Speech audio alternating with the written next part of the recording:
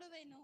ಈಗಲೇ ಬೀದಿಗಳ ಕೆಸರಿನಂತೆ ತುಳಿತಕ್ಕೀಡಾಗುವರು. హల్లెలూయా. హల్లెలూయా. శత్రు ತುಳಿಯಲ್ಪಡೋದು ನಮ್ಮ ಕಣ್ಣು ಕಾಣುತ್ತೆ. శత్రు తొక్కబడ మన కళ్ళ శత్రువు కనిపించాలి. ಆಗುವಂತ ನ್ಯಾಯವನ್ನು ಕಣ್ಣು ಕಾಣುವಂತೆ ಮಾಡುತ್ತೆ. శత్రుకి ఇచ్చే న్యాయం మన కళ్ళ కనిపించాలి. ಶತ್ರು ಬಿದ್ದದ್ದು ನಾವು ನೋಡುತ್ತೇವೆ. శత్రు పడినది మనం చూస్తాం. ಯೇಸುವಿನ ನಾಮದಲ್ಲಿ ಕೂಗಿ ಹೇಳುತ್ತಾನೆ. యేసయ్య నామములో పిలిచి చెప్తున్నా. ರೋಮಪುರದವರು 16ನೇ ಅಧ್ಯಾಯ 20-21ನೇ ವಾಕ್ಯ ಬರೆದಿಟ್ಟುಕೊಳ್ಳ್ರಿ.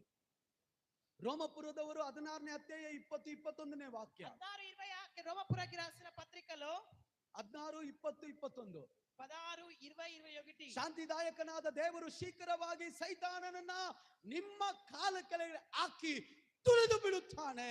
ನಂಬುವರು ಮಾತ್ರ ಕೈ ತಟ್ಟಿ ಜೋರಾಗಿ, ಶತ್ರುವೇ ನನ್ನ ದೇವರು ಬೇಗನೆ ನಿನ್ನನ್ನ ನನ್ನ ಕಾಲು ಕೆಳಗಡೆ ಹಾಕುತ್ತಾನೆ.